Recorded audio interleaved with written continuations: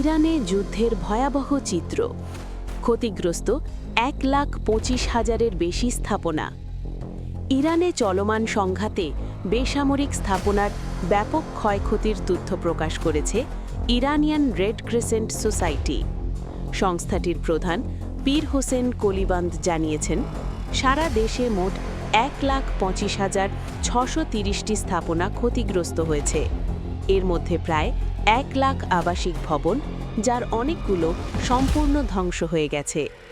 এছাড়া 23,500টি বাণিজ্যিক স্থাপনা ক্ষতিগ্রস্ত হয়েছে, যেগুলো ছিল সাধারণ মানুষের জীবিকার প্রধান উৎস। স্বাস্থ্য খাতেও বড় ধাক্কা।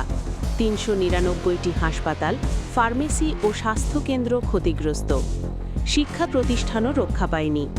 875টি স্কুল ও শিক্ষাকেন্দ্র এবং 32টি বিশ্ববিদ্যালয় ক্ষতিগ্রস্ত হয়েছে। এমনকি রেড ক্রিসেন্টের নিজস্ব 20টি কেন্দ্র সরাসরি হামলার শিকার হয়েছে। বিশ্লেষকদের মতে, এই ক্ষয়ক্ষতি শুধু অবকাঠামো নয়, মানবিক সংকটকে আরও তীব্র করে তুলবে। এই পরিস্থিতি কোথায় গিয়ে থামবে? আপনার মতামত জানান কমেন্টে।